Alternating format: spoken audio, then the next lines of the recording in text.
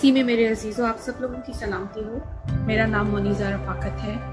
मैं आप सब लोगों को पीजे EFC की ऑनलाइन उर्दू सर्विस में खुशामदीद कहती हूँ। आइए हम अपने दिलों को खुदावन की इबादत के लिए तैयार करें और उसके लिए हम सब मिलकर पढ़ेंगे ज़बूर 47।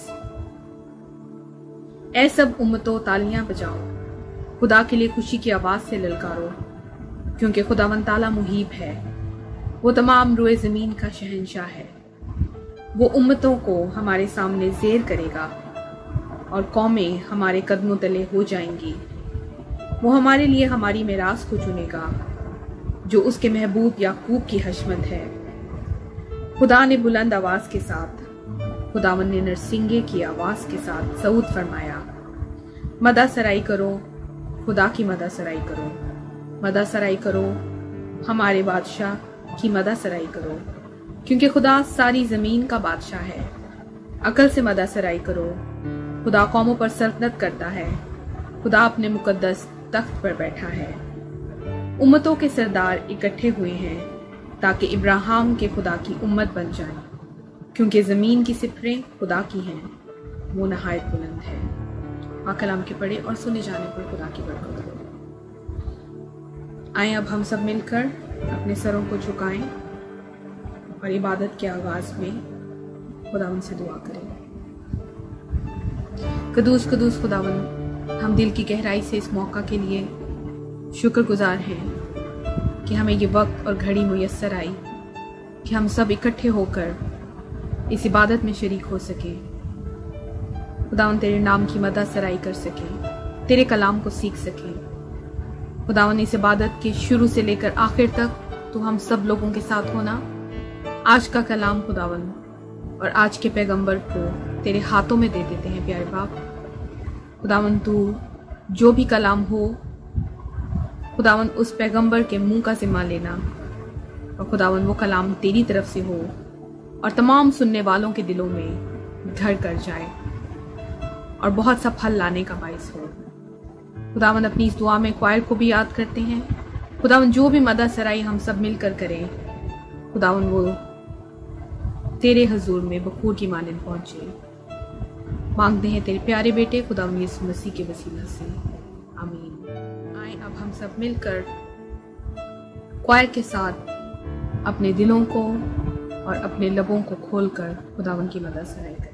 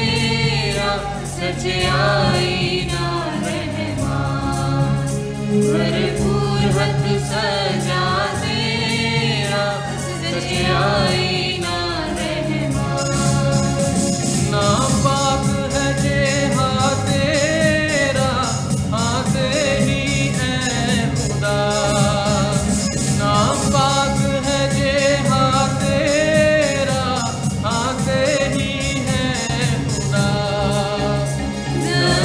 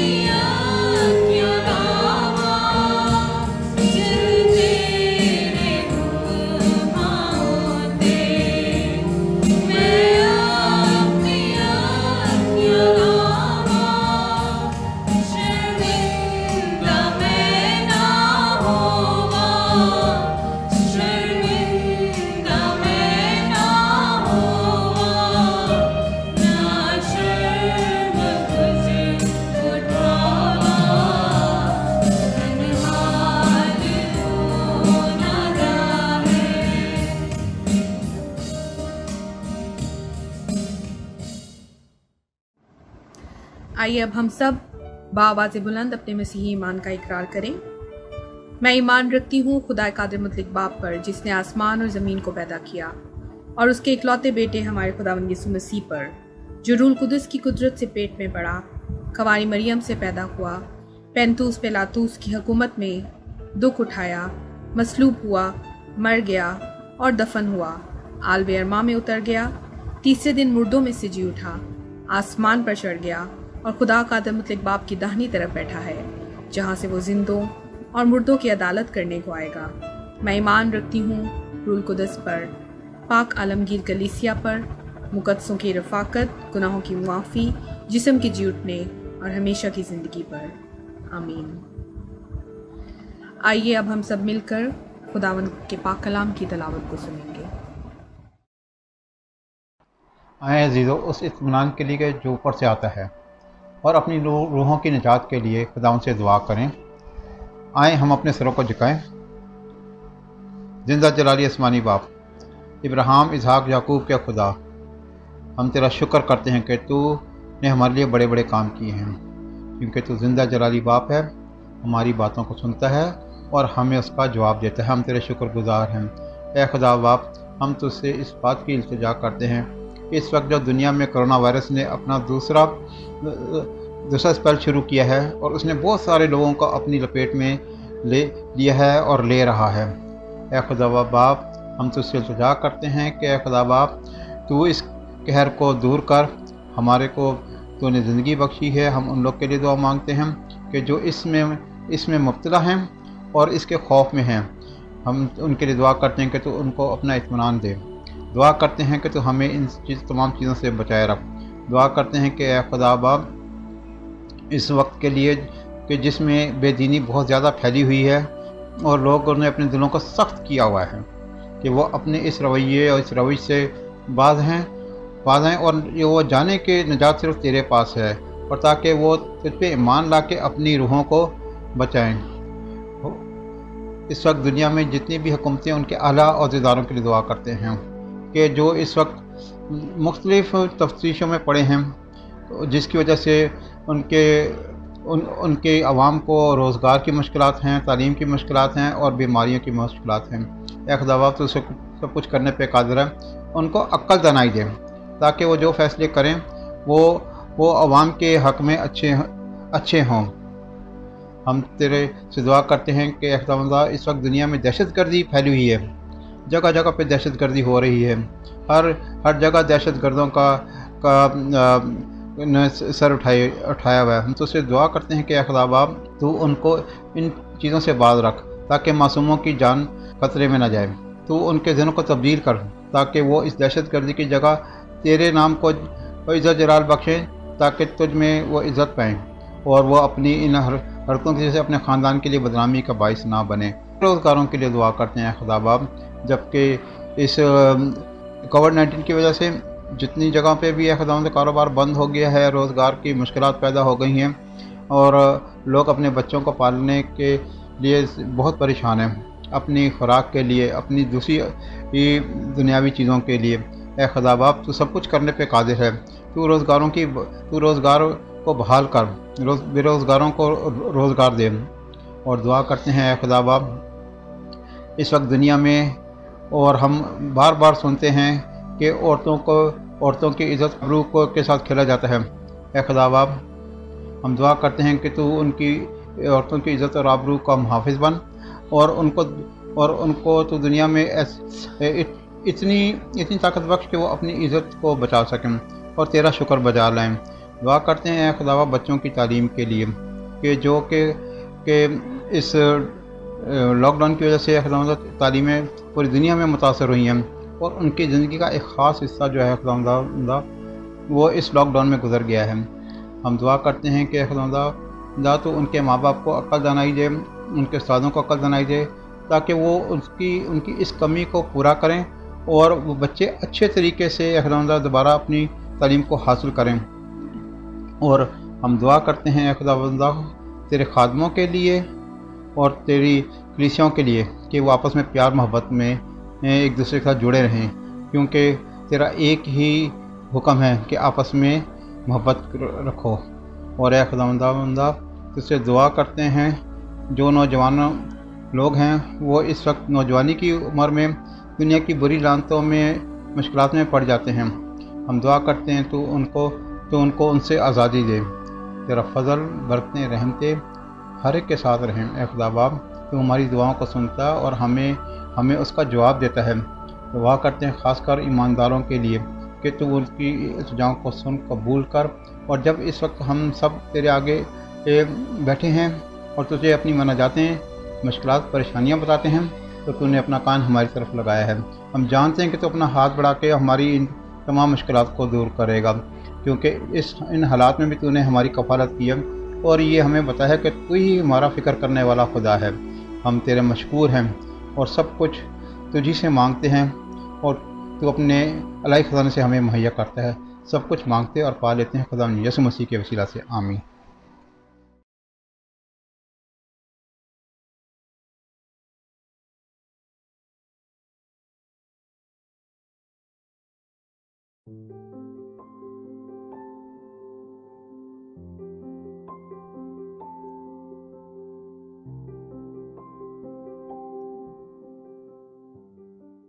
मसीह यीशु के अजीम और बाबरकत नाम में आप सबों की सलामती हो। और मैं बेहद खुश हूँ कि एक बार फिर खुदावंद का पाक और जिंदा कलाम लेकर हम इन ऑनलाइन प्लेटफॉर्म के जरिए से आपकी खिदमत में हाजिर हैं। मेरा नाम जोशुआ साइमन है और मैं PJEFC उर्दू सर्विस में खुदा की खिदमत सर अंजाम देता हूँ। उन लोगों के लिए जो हमारे साथ जिन्होंने पहली दफ़ा हमें ज्वाइन किया है, मैं आप सबों को वेलकम कहता हूँ। और मैं ये बताना चाहता हूँ कि हम लोग बाइबल मुकद्दस का मुतालिया तरतीबवार तरीके से कर रहे हैं और इन दिनों में हम सरमन सीरीज़ खुदा और इंसान के ताल्लुकात की तारीख को देख रहे हैं, जिसमें हम बाइबल मुकद्दस में मुख्तलिफ लोगों की ज़िंदगियों पर हालात ज़िंदगी पर गौर कर रहे हैं और उनके ताल्लुक को जो खुदा के साथ उनका था उनको स्टडी कर रहे हैं और देख रहे हैं कि हमारी ज़िंदगी में वो किस तरह से वो चीज़ें एप्लीकेबल हैं।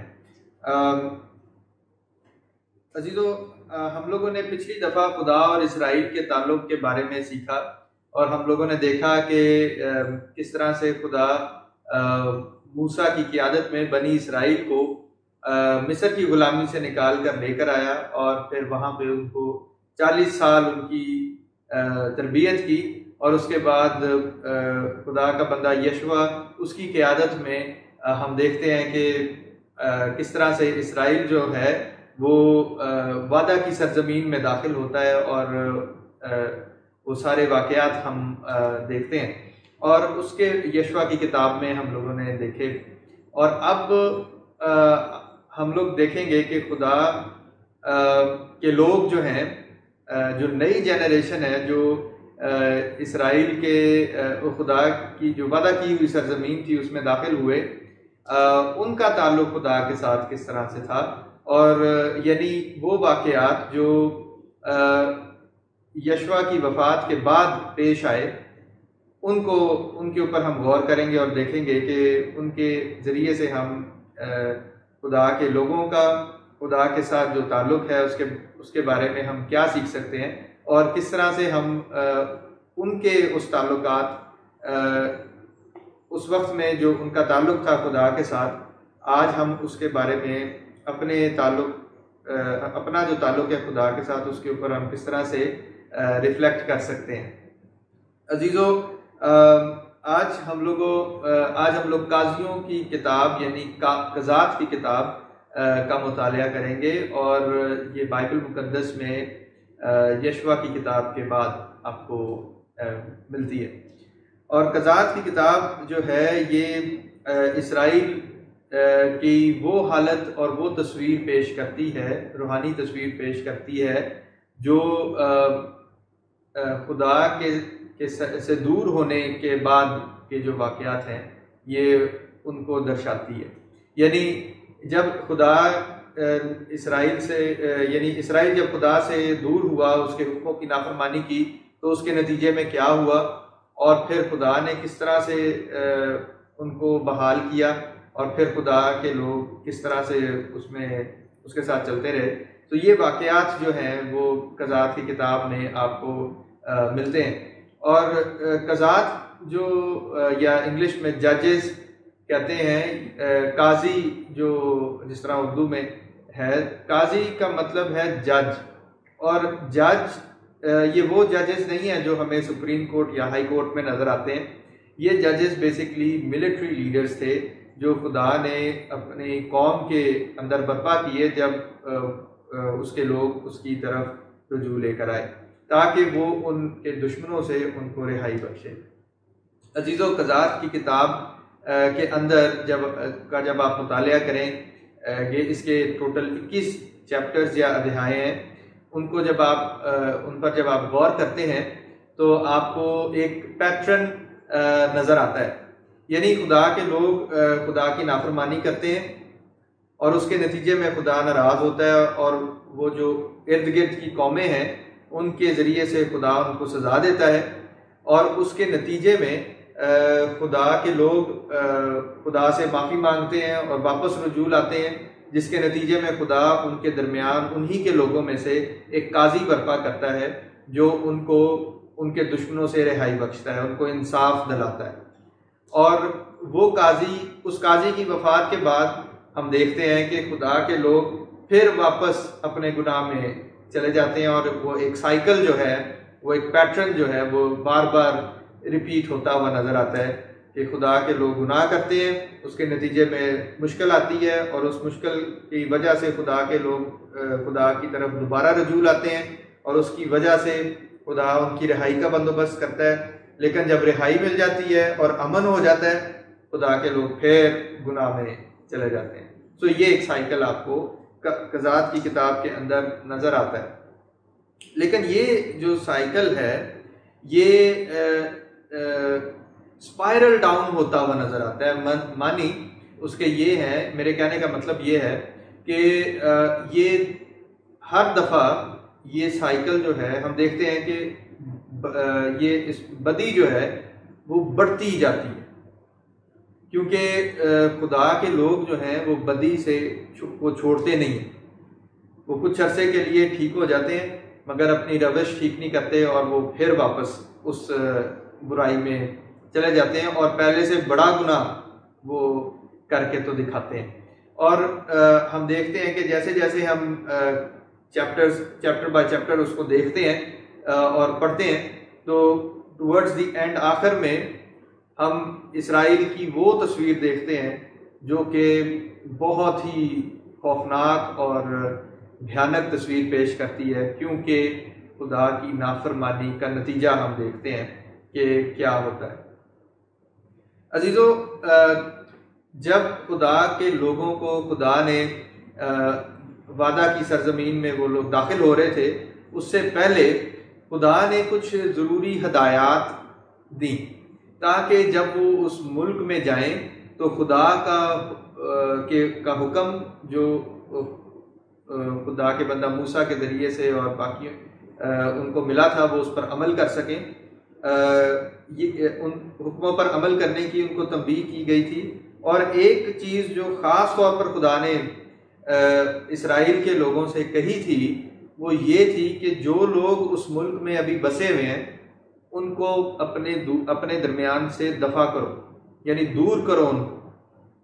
और बज़ाहिर हम लोगों को ये चीज़ खुदा का जो ये फ़ैसला है, ये हुक्म जो है ये बड़ा संगीन नज़र आता है भी, और लेकिन बाज़ लोग इसको इस तरह से भी इसको समझ लेते हैं कि खुदा ने बेइंसाफ़ी की।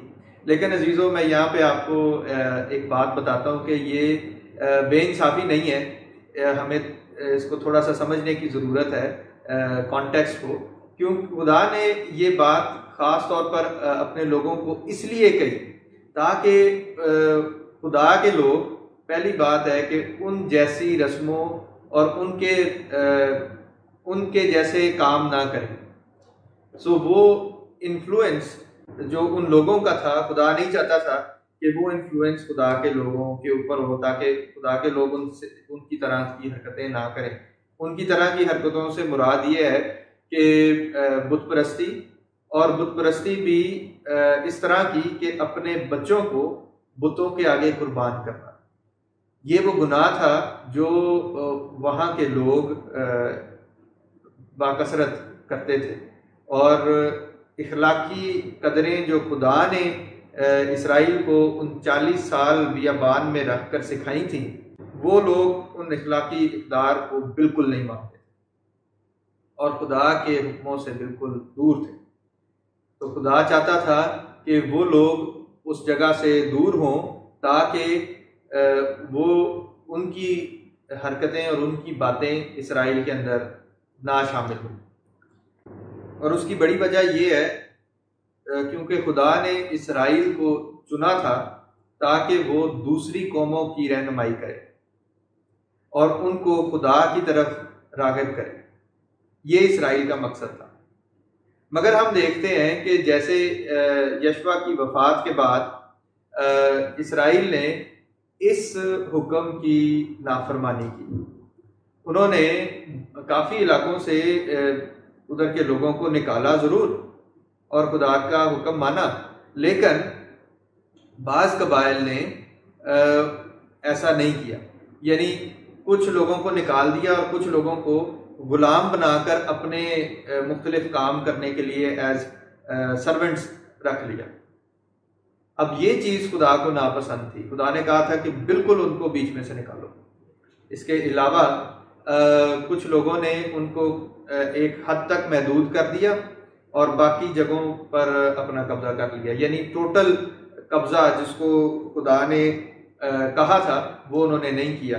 और ये अगर हम इस्तिश्ना की किताब जो कि आज हमारे सामने जो हवाला पढ़ा गया, उन पहली आयत में ही खुदा ने ये बात क्लियर करके बताई थी। और मैं उसका दूसरा हिस्सा पढ़ रहा हूँ। और जिस मुल्क की बाबत खुदाबंद ने तुम्हारे बाप दादा से कसम खाई है, तुम उसमें जाकर उस पर कब्जा करो, यानी उसका कंट्रोल संभालो। सो अजीज़ों, ये काम हम देखते हैं कि बनी इसराइल ने नहीं किया, जिसकी वजह से खुदा उनके ऊपर उनसे गज़बनाक हुआ। और हम देखते हैं कि उनकी सी हरकतें इसराइल भी करना शुरू हो गया। यानी बुतों की परस्तिश और अपने बच्चों की कुर्बानी बुतों के आगे कुर्बान शुरू कर दी। यानी बाल की और अस्तारात की परस्तिश शुरू कर दी, और भी माबूदों की जो उनके चौगिर्द थे उनकी परस्तिश में वो भी उनके जैसे हो गए। और इसके साथ साथ ना सिर्फ ये बल्कि वो खुदा को भूल गए।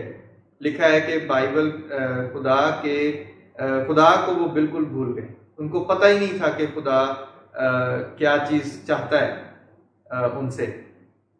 सो अजीज़ों, ये चीज़ थी जो जिसने खुदा से उनको दूर किया, और इसी चीज़ को गुनाह भी कहते हैं। मैं यहाँ पे गुनाह की एक मुख्तसर डेफिनेशन आप सबों के सामने रखना चाहता हूँ। अजीज़ों, गुनाह हर वो काम है जो खुदा की मर्जी के बरखिलाफ हो। यानी हम वो जो भी काम ऐसा करें जो खुदा की मर्जी के खिलाफ है, वो गुनाह है। और गुनाह की मजदूरी बाइबल मुकद्दस में लिखा है कि मौत है। मैं यहाँ पे आप सबों के सामने ये चीज़ कहना चाहता हूँ कि गुनाह को हम एक इस तरह से समझ सकते हैं, और ये ख़तरनाक चीज़ है। जो लोग गुनाह से खेलते हैं, गुनाह में ज़िंदगी गुजारते हैं, वो दरअसल अपने लिए बहुत बड़ा मसला पैदा करते हैं। और यही चीज़ हमें क़ज़ात की किताब में नज़र आती है। यानी इखलाकी गिरावट, रूहानी गिरावट और सोशल गिरावट। यानी सोशल लेवल पर भी, सोसाइटी के लेवल पर भी हमें समाजी गिरावट भी इसी का सबूत है। अजीज़ों, हम लोग इसको इस तरह से समझ सकते हैं कि जैसे आजकल कोविड-19 एक बड़ा ख़तरनाक किस्म का वायरस है जिसने पूरी दुनिया को अपने लपेट में रखा हुआ है। अजीज़ों, मैं आपके सामने ये बात रखना चाहता हूँ कि गुनाह जो है ये कोविड-19 से भी बड़ा और ख़तरनाक किस्म का वायरस है। इसने एक लंबे अरसे से दुनिया को अपने काबू में करके रखा हुआ है और दुनिया इससे गाफिल है। और मज़े की बात है कि ये ऐसा वायरस है जो किसी वैक्सीन से या किसी और चीज़ से कंट्रोल नहीं हो सकता। अगर हम इस वायरस को अपने अंदर से निकालना चाहते हैं, अपने माशरे में से निकालना चाहते हैं, तो हमें मसीह खुदावंद के पास आने की ज़रूरत है, यानी खुदा के कलाम पर अमल करने की ज़रूरत है। तब ये वायरस, ये नासूर हमारी ज़िंदगी से निकलता है। अजीज़ों, जैसे एक वायरस इंसान के जिस्म में दाखिल होकर उसको डैमेज करना शुरू कर देता है, पहले थोड़ी सी प्रॉब्लम शुरू होती है, फिर वो बढ़ते बढ़ते बढ़ते यहाँ तक पहुँच जाती है कि इंसान की मौत वाक़या होती है। जैसे कि हम देखते हैं, हम सब समझते हैं कि कोरोना वायरस जब इंसान के जिस्म में दाखिल होता है तो वो गले में खराश से शुरू होता है, वो गले में आपका फिर आहिस्ता आहिस्ता आपका टेस्ट चला जाता है, फिर होते होते वो फिर लंग्स को इफ़ेक्ट करता है और फिर वो आप वेंटिलेटर्स पे शिफ्ट किया जाता है और वो बढ़ता हुआ जो है वो रिकवरी बिल्कुल मुश्किल हो जाती है। बाज़ केसेस में डेथ भी हो जाती है। गुनाह जो है वो जब हमारी ज़िंदगी में आता है वो हमारी फितरत का हिस्सा बन जाता है। गुनाह इंसान की जब फितरत का हिस्सा बनता है तो इंसान का रवैया इफेक्ट होता है, उसकी आदतें इफेक्ट होती हैं, उसका चाल चलन, उसका इर्द गिर्द इफेक्ट होता है उससे, और ये इंसान को खुदा से दूर कर देता है। और जिस तरह से बाइबल मुकद्दस में कज़ात की किताब में हम पढ़ते हैं कि बिल्कुल इंसान खुदा से दूर हो गया गुनाह की वजह से, और ये हालत हो गई कि खुदा, वो अपने बाप दादा के खुदा को भूल गए। इसका मतलब ये है कि खुदा की मर्जी, खुदा की जो ख्वाहिश थी उसके लोगों के लिए, उसको वो बिल्कुल भूल गए, खुदा के कैरेक्टर को भूल गए कि खुदा इंसान से क्या चाहता है। तो अजीज़ों, इसके नतीजे में रूहानी मौत वाक़या होती है, और ये चीज़ हम ये जो पैटर्न है, ये रूहानी मौत का पैटर्न है जो हमें कज़ात की किताब में नज़र आता है। अजीज़ों, इस पूरी किताब में हम टोटल 21 चैप्टर्स हैं या 21 अध्याय हैं हिंदी ज़ुबान में। तो जो हमें ये चीज़ बड़े क्लियर तौर पर बताते हैं कि किस तरह से जब खुदा के लोग खुदा से दूर होते हैं तो एक downward spiral, uncontrollable spiral down situation बन जाती है, जो जब हम उसको रिकवर करना चाहते हैं तो बाज़ हालत में बाज़ औक़ात बहुत देर हो जाती है। लेकिन अजीज़ों, इस बाइबल मुकद्दस के मुताबिक हम जानते हैं कि हमारे पास खुशखबरी का पैगाम है, यानी खुदावंद यीशु मसीह के वसीला से हम उस गुनाह पर गालिब आ सकते हैं और हम खुदा के साथ वफादारी से चल सकते हैं। तो ये वो खुशखबरी का मैसेज है जो हमें बाइबल मुकद्दस में नज़र आता है।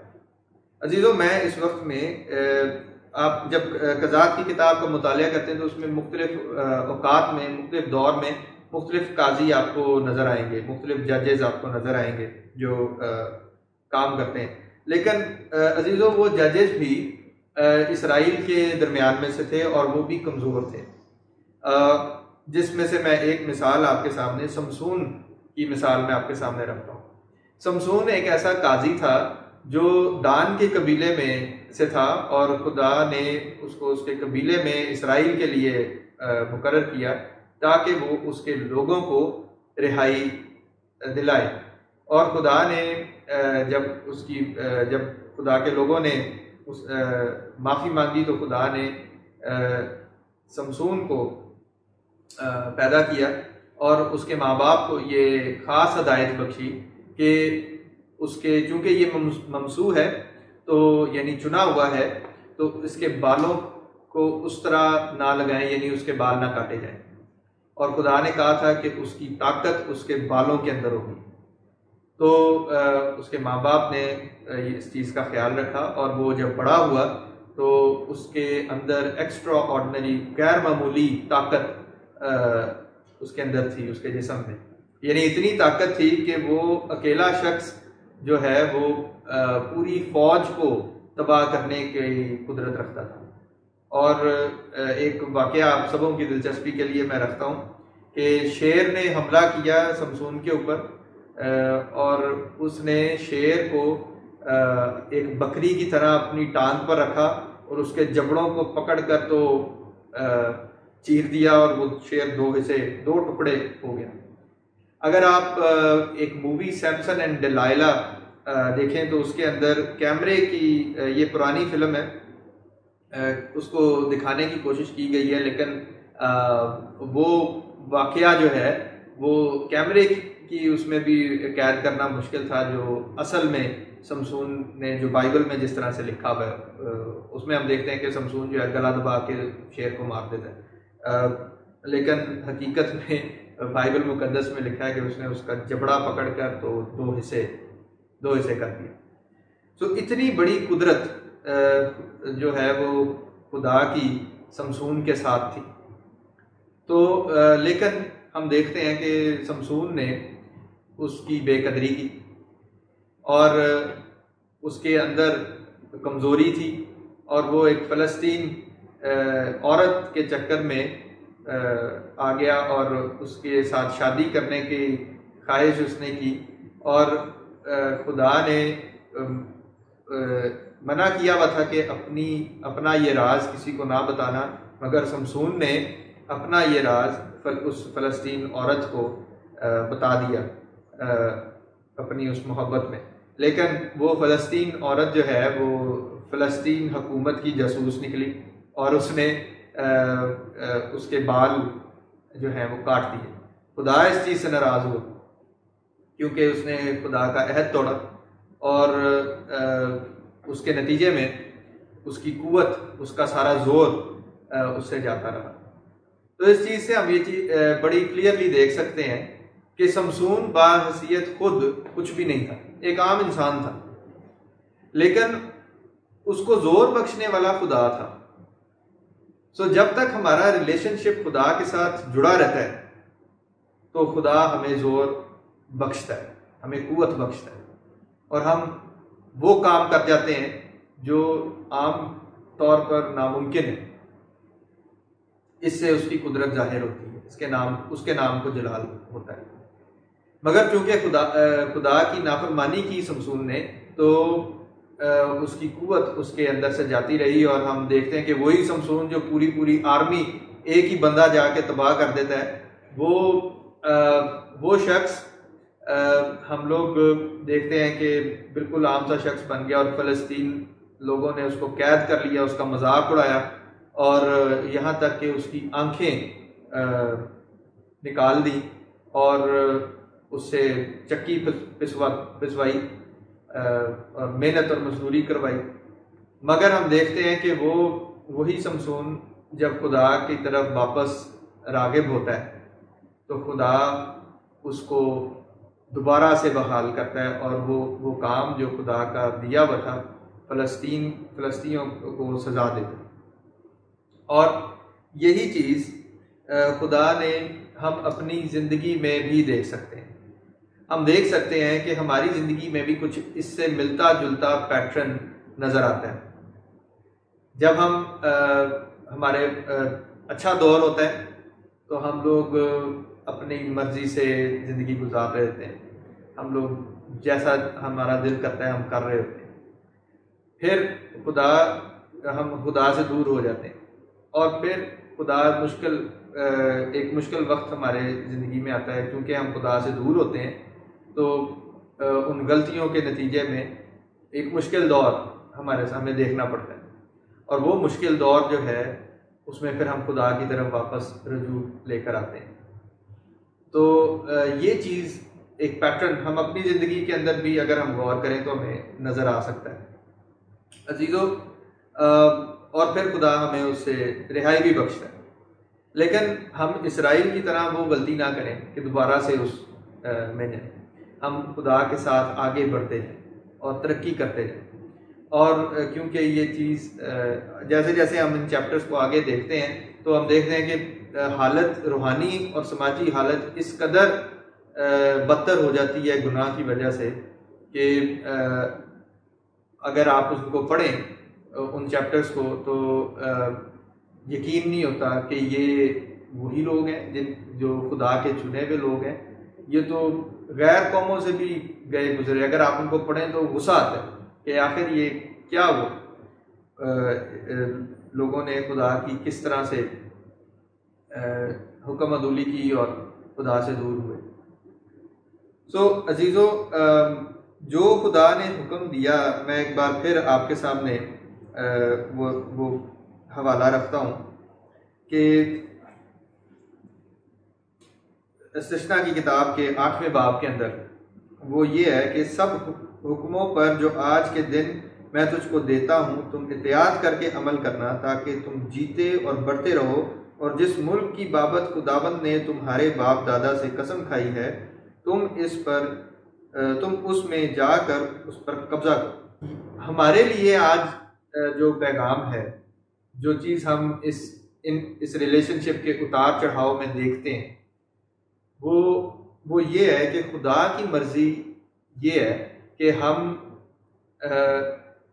खुदा के हुक्मों पर इत्याद से अमल करें और उसकी दी हुई और अपने अंदर से, जिस तरह खुदा ने हुक्म दिया था कि उन तमाम कौमों को, गैर कौमों को जो उस मुल्क में बसी हुई हैं, अपने अंदर से दूर करो, ताकि वो आदतें और वो बातें जो खुदा ने उनको जो उनके अंदर हैं वो खुदा के लोगों में ना आए।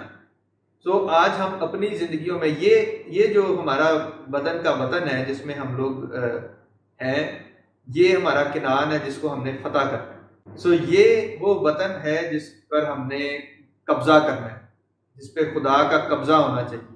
मगर इस वतन के अंदर हमारी मुख्तलिफ बुरी आदतें हैं, ठीक है, हमारी बुरी ख्वाहिशें हैं जिनको ड्राइव आउट करना है, जिनको हम लोगों ने अपने अंदर से निकालना है ताकि खुदा का कब्जा इसके अंदर हो सके।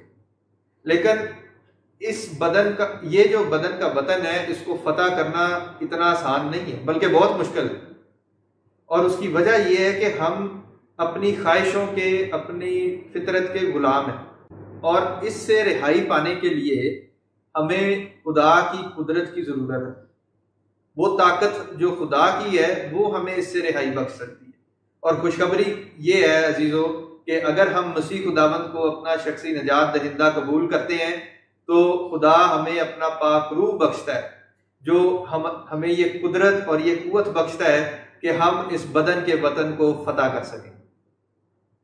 सो अजीज़ों, हमारा काम आज ये है कि हमने खुदावंद यीशु मसीह के पास आना है और खुदा के पास आकर उसके सामने ये इकरार करना है कि आए खुदावंद, हम कमज़ोर हैं और हमें तेरी मदद की ज़रूरत है, ताकि हम इस किनान को, इस सरजमीन को जो तूने हमें बख्शी है, इसमें तेरा झंडा बुलंद कर सकें। और ये फतह खुदा के कलाम के वसीला से, खुदा के रूह के वसीला से हमें मिल सका। अजीज़ों, ये जंग हमें अपने साथ लड़नी है। इसीलिए पालूस रसूल कहते हैं कि मैं अपने आप को मारता कूटता हूँ, और उसका मतलब ये है कि खुदावंद की खातिर हम अपने अंदर से वो चीज़ें निकालने की कोशिश करते हैं जो खुदा के कलाम के बरखिलाफ है।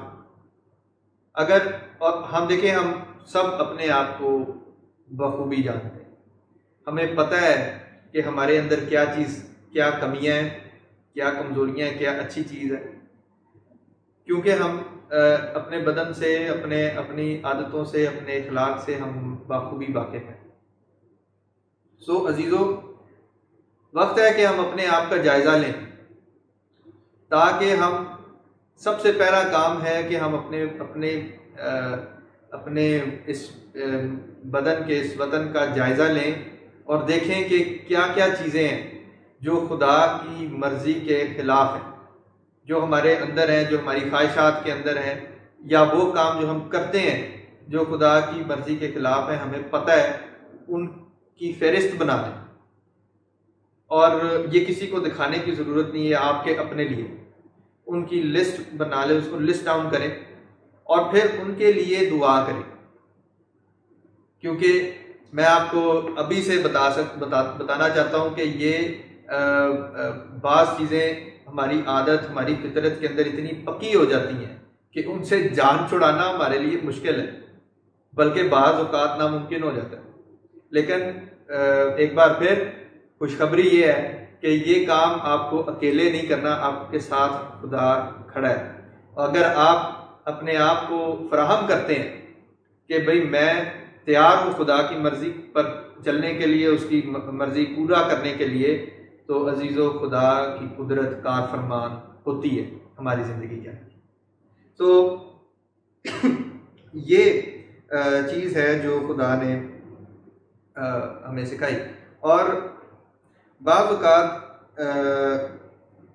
और एक यहाँ पे मैं एक और चीज़ आपके सामने रखना चाहता हूँ, वो ये है कि अगर हम देखते हैं कि हमारी ज़िंदगी में ऐसा वक्त चल रहा है जो कि बहुत मुश्किल है, और जैसे कि बनी इसराइल 40 साल तक खुदा ने उनको रेगिस्तान में रखा, एक ऐसी जगह जहाँ ना कुछ उग सकता है, ना पानी है, ना इवन बेसिक नेसेसिटीज़ हमारे पास नहीं है, सिविलाइजेशन से दूर है, एक ऐसी जगह जो कि सब चीज़ों से कटी हुई है, वीरान है। लेकिन उस जगह पर भी खुदा के लोगों को किसी चीज़ की कमी नहीं हुई। और यही चीज़ हम सशना की किताब उसके 8वें बाब और उसकी 3री, 4थी और 5वीं आयत में हम देखते हैं। और मैं ये आपके सामने पढ़ूंगा। 3री आयत में, और उसने तुझको आजिज़ किया भी और तुझको भूखा होने दिया, और वो मन जिसे ना तू ना तेरे बाप दादा जानते थे तुझको खिलाया, ताकि तुझको सिखाए कि इंसान सिर्फ रोटी ही से जीता नहीं रहता, बल्कि हर बात से जो खुदावंद के मुंह से निकलती है वो जीता रहता है। इन 40 बरसों में ना तो तेरे तन पर तेरे कपड़े पुराने हुए और ना तेरे पाँव सूजे। और तू अपने दिल में ख्याल रखना कि जिस तरह आदमी अपने बेटे को तंबीह करता है, वैसे ही खुदावंद तेरा खुदा तुझको तंबीह करता है। अजीज़ों, ये एक बहुत बड़ी तसल्ली, एक बहुत बड़ी बात है जो खुदा ने इसराइल को याद दिलाई और उसको बताया कि जब तुम ये याद रखो कि जब तुम उस मुल्क में थे, जब तुम उस हालत में थे, जब तुम्हारे पास ना खाने को रोटी थी, ना पीने को पानी था, और ना ही कोई ऐसी फसल या काश्तकारी थी कि तुम अपने लिए नए नए कपड़े बना सकते, उस सूरत हाल में भी खुदा की कुदरत का फरमान थी और उसने सब कुछ मुहैया किया, बियाबान और सहरा में। अजीज़ों, अगर हम आज ऐसी सूरत हाल में हैं जहां हमारे पास इस किस्म की अगर हम समझते हैं कि हम एक सहराई जगह पे हैं जहां हमारे पास हमें इस किस्म की मुश्किल है, तो मैं आपको इनकरेज करना चाहता हूं कि आप खुदा के हुक्मों पर अमल करें और खुदा को अपनी टॉप प्रायोरिटी पे रखें। तो अजीज़ों, वो ये रेगिस्तान भी आपके लिए चश्मों की जगह बना सकता है, वो खुश्क चट्टानों से पानी पिला सकता है, वो नामुमकिनात का खुदा है, वो ऐसा खुदा है जो आपको आपकी ज़रूरतों से वाकिफ़ है और आपसे मोहब्बत करता है। वो जानता है कि आपको किन किन चीज़ों की ज़रूरत है, लेकिन वो चाहता है कि उसके बच्चे उसकी फरमाबरदारी करके दिखाएं। तो अजीज़ों, हमारे लिए ये पैगाम है कि हम खुदा की फरमाबरदारी में कदम बढ़ाएं और इस मुल्क को जो उसने हमें बख्शा है, इस बदन को खुदा के लिए फतह कर दिखाएं। ये हमारी जंग है और ये वो कुश्ती है जो हम लोगों ने लड़नी है, और हर ईमानदार के लिए कि उसने अपना ताल्लुक़ खुदा के साथ जोड़ना है, लेकिन खुदा के साथ अपना ताल्लुक़ जोड़ने के लिए उसको अपने आप से जंग लड़नी पड़ती है, किसी और के साथ नहीं, अपने आप से जंग लड़नी पड़ती है। और ये एक मुश्किल काम है, और इस काम को करने के लिए आपके पास खुदा की कुदरत मौजूद है अगर आप उसकी तरफ रजू करें तो।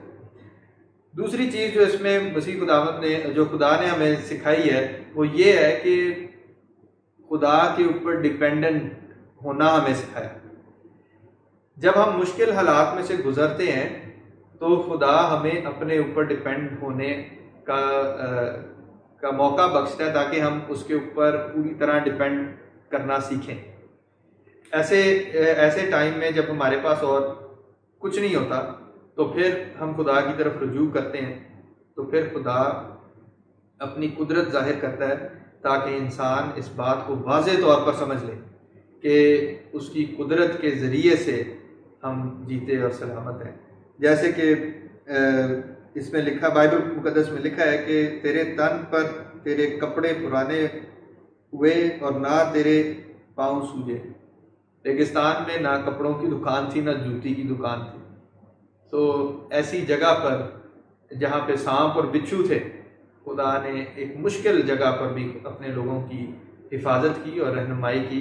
तो आज भी वो अपने लोगों के साथ वैसे ही चलता है अगर हम उसके साथ अपना ताल्लुक़ बेहतर करें और वो चीज़ें जो हमारे बदन के वतन के अंदर हैं उनको निकालें अपने अंदर से।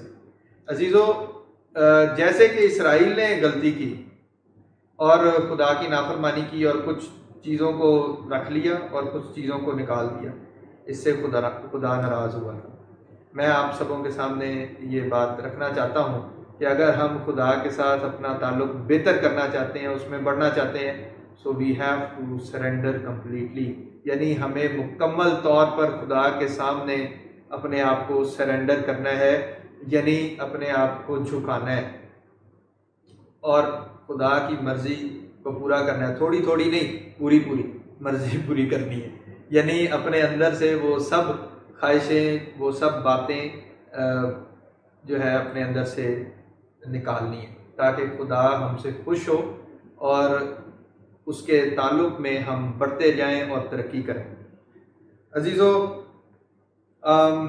मैं उम्मीद करता हूँ कि आपको इस कलाम के वसीला से बरकत मिली है और उम्मीद करता हूँ कि इस कलाम के वसीला से आपका ताल्लुक़ आपका खुदा के ताल्लुक़ को समझने में और उसको आगे बढ़ाने में आपको ज़रूर मदद मिलेगी। अगर आप में से कोई ऐसा शख्स जो खुदावंद यीशु मसीह को कबूल करना चाहता है या चाहता है कि हम उसके लिए उसके साथ राब्ता करें, उसकी मदद करें इस मिशन में, तो बिला झिझक आप नीचे दिए गए डिस्क्रिप्शन बॉक्स, इस वीडियो के नीचे दिए गए डिस्क्रिप्शन बॉक्स में दुआ की दरख्वास्त का फॉर्म पुर कर सकते हैं जो कि हिंदी, उर्दू और अंग्रेज़ी ज़ुबान में दस्तयाब है और हम तक पहुंच सकता है वो फॉर्म, और हम उसके ज़रिए से आपसे रब्ता कर सकते हैं और आपके सफ़र में, इस रिलेशनशिप में आपके साथ दुआ कर सकते हैं और आपकी रहनुमाई कर सकते हैं। अज़ीज़ों, खुदावंद आप सबों को इस कलाम के वसीला से बरकत बख्शे और हमेशा खुदा आपके साथ रहे और आपके ख़ानदानों को बरकत बख्शे। आमीन।